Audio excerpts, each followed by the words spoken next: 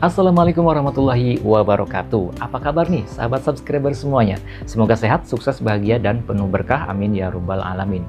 Mohon maaf, saya hampir seminggu lebih baru upload video lagi nih, karena ya kemarin itu kan masih dalam suasana Lebaran Idul Fitri 1446 Hijriah. Jadi ya sekalian saya ingin mengucapkan minal aidin wal faizin, mohon maaf lahir dan batin apabila selama ini banyak kesalahan, kekeliruan, dan juga kekhilafan yang saya lakukan. Baik teman-teman sekalian, kita kembali lagi nih ya membahas pertanyaan masalah-masalah hukum yang disampaikan dari sahabat-sahabat viewers kita.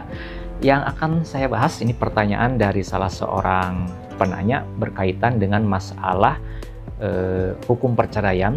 Saya bacakan dulu pertanyaannya seperti ini. Maaf, saya mau tanya, bagaimana nanti proses hukumnya jika saya sudah ditalak lisan oleh suami dan ada saksinya, dalam kurung bukan di pengadilan. Baik, kita langsung membahas ya.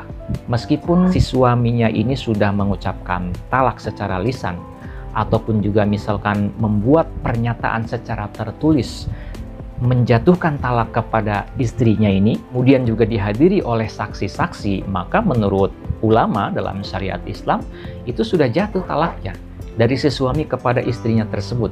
Akan tetapi secara hukum kenegaraannya teman-teman ya itu tetap saja harus diajukan ke pengadilan agama.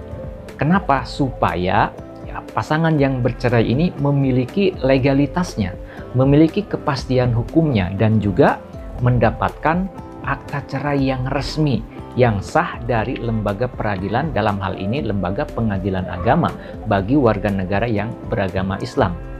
Jadi meskipun si suaminya dari sahabat kita yang bertanya tadi sudah menjatuhkan talak kepada beliau ini, kepada si istri ini, kemudian mungkin juga ada surat pernyataannya, tertulisnya, kemudian ditandatangani oleh saksi yang menghadiri, yang menyaksikan, maka tetap untuk mendapatkan pengakuan dari negara, untuk mendapatkan akta cerainya harus diajukan ke pengadilan agama. Oleh karena itu, saran saya kepada sahabat kita yang bertanya tadi, seorang istri tadi, ketika si suaminya sudah mentalaknya, menjatuhkan talak secara lisan, maka langkah selanjutnya tinggal diajukan saja ke pengadilan agama untuk mendapatkan kepastian hukum, untuk mendapatkan legalitas formal, mendapatkan yang namanya berita acara atau salinan putusan, dan juga akta cerainya yang sah, yang resmi, yang dapat dipertanggungjawabkan secara hukum.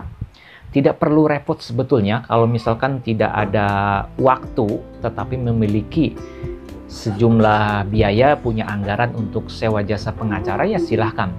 Tinggal tunjuk pengacara yang Anda percayai untuk melakukan prosesnya, untuk menempuh prosesnya. Atau Anda tidak punya cukup anggaran untuk menyewa jasa pengacara, tapi punya waktu untuk datang ke pengadilan, untuk menghadiri persidangan, tidak ada salahnya untuk mengurus secara mandiri. Saya rasa akan lebih cepat ketika si mantan suaminya sudah mengucapkan talak secara lisan, otomatis si suami ini ketika nanti istri yang mengajukan gugatan cerai secara resmi ke pengadilan agama, kemudian si mantan suami ini mendapatkan surat pemberitahuan dan surat panggilan dari pengadilan agama, saya rasa dia tidak akan keberatan dan bahkan akan bersikap ya masa bodoh istilahnya. Silahkan saja, cuek-cuek saja, tidak akan menghadiri persidangan. Nah, dengan tidak hadirnya si mantan suami tadi yang memang sudah menjatuhkan talak secara lisan, maka proses tahapan selanjutnya itu akan relatif lebih cepat. Prosesnya ya kalau si istri yang mengajukan ini, ketika si mantan suaminya nggak hadir nanti ke persidangan, maka prosesnya paling cepat sekitar 2 bulan. Rata-rata sekitar 2 bulan. Nah, apa saja yang harus dipersiapkan? Tentu berkas-berkas yang berkaitan dengan peristiwa perkawinan itu harus dilampirkan, harus diberikan kepada pengadilan agama. Dalam hal ini adalah buku nikah yang asli, itu harus dibawa. Kemudian juga harus melampirkan bukti kartu tanda penduduk atau KTP, kemudian KK dan lain sebagainya, dan harus ada saksi. Siapkan saksi 2 orang. Diutamakan mereka dari lingkungan keluarga, dari unsur keluarga, orang tua, kemudian saudara kandung atau saudara yang lainnya yang mengetahui dan kenal dengan si mantan suami tadi, kemudian tahu persoalannya, permasalahannya, tahu kondisi saat ini seperti apa.